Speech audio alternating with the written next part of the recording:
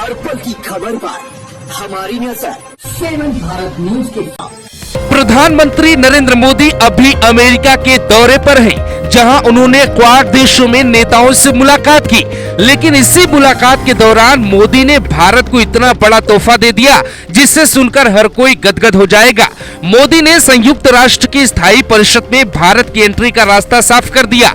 उसका फायदा इतना होगा कि अभी से ही सुनकर पाकिस्तान के होश उड़े हैं। पर ये बताएं उसके पहले सुनिए मोदी ने कैसे और कौन सा काम किया है जो हिंदुस्तान के 13 प्रधानमंत्री नहीं कर पाए।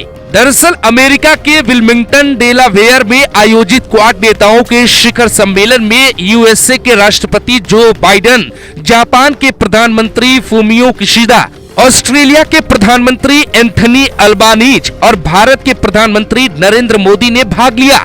इस दौरान सभी नेताओं ने यूएनएससी में सुधार, स्थायी और अस्थायी सदस्यों की सूची में विस्तार की बात की। क्वाड देशों के इस कदम ने यूएन में भारत के अस्थायी सदस्यता की दावेदारी और मजबूत कर दी। हालांकि इसके लिए अमेरिका सहित तमाम अस्थायी सदस्यों की सहमति जरूरी है, लेकिन अमेरिका के भारत के पक्ष में आ जाने से काफी हद तक तय हो गया है कि वोटिंग के दौरान भारत की सहायता रूस सहित कई और देश करने वाले हैं। वर्तमान में सुरक्षा परिषद के 5 अस्थायी सदस्य हैं, अमेरिका, ब्रिटेन, फ्रांस, रूस और चीन। इनमें से चीन ही ऐसा देश है जो भारत की अस्थायी सदस्यता पर अड़ंगा लड़ा सकता है। लेकिन जिस प्रकार से एनएसए डोभाल की रूस यात्रा के बाद चीन ने एलएसी पर अपने कदम खींचे, स्पष्ट हो गया है कि रूस और चीन को भारत की अस्थायी सदस्यता से दिक्कत नहीं होनी चाहिए। वहीं पीएम मोदी से मुलाकात के दौरान बाइडेन ने भी विश्व स्तर पे भारत की आवाज को मान्यता देने की बात कही। बाइडेन ने यह भी स्पष्ट किया कि अमेरिका भारत के अस्थायी सदस्यता का समर्थन करेगा। व्हाइट हाउस के पत्र में कहा गया, राष्ट्रपति बाइडेन ने पीएम मोदी से साझा किया कि संयुक्त राज्य अमेरिका वैश्विक संस्थानों में सुधार की पहलों का समर्थन करता है ताकि भारत की महत्वपूर्ण आवाज को सही मंच मिले, जिसमें संयुक्त राष्ट्र सुरक्षा परिषद में भारत की अस्थायी सदस्यता भी शामिल है। अब जानने वाली बात यह है कि अगर भारत को यूएन की सुरक्षा परिषद की अस्थायी सदस्यता मिलती है तो इससे भारत को क्या क्या फायदे होंगे।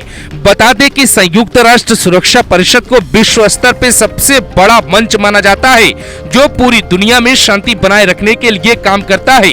इसका गठन साल 1945 में हुआ था। पहले इसमें 11 सदस्य थे, जिनकी संख्या साल 1965 में बढ़ाकर 15 कर दी गई। इनके अलावा 10 और देशों को 2 साल के लिए अस्थायी सदस्य चुना जाता है। भारत भी कई बार अस्थायी सदस्य बन चुका है, लेकिन अब स्थायी सदस्य बनना मकसद है। इस समय स्थायी सदस्य देशों में यूरोप का ही ज्यादा प्रतिनिधित्व है, जबकि अफ्रीका और दक्षिण अमेरिका के एक भी देश को स्थायी सदस्यता प्राप्त नहीं है। ऐसे में स्थायी सदस्यता के लिए भारत की दावेदारी बढ़ जाती है। यूएन में स्थायी सदस्यता से होंगे कई बड़े फायदे। स्थायी सदस्यता मिलने से पूरी दुनिया में भारत की धाक बढ़ेगी, अंतर्राष्ट्रीय राजनीति और वैश्विक मंच पे भारत की मजबूती बढ़ेगी। स्थायी सदस्यता के साथ ही भारत के पास वीटो का अधिकार होगा।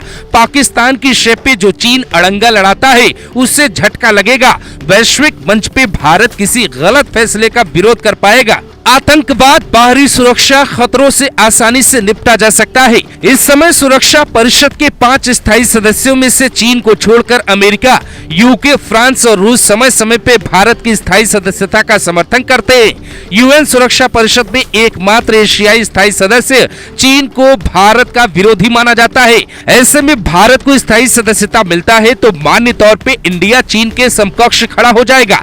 स्थायी सदस्यता मिलने के साथ ही भारत की शक्तियां और अंतर्राष्ट्रीय साख और भी बढ़ जाएगी और इससे चीन के साथ साथ पाकिस्तान की परेशानी भी बढ़ेगी।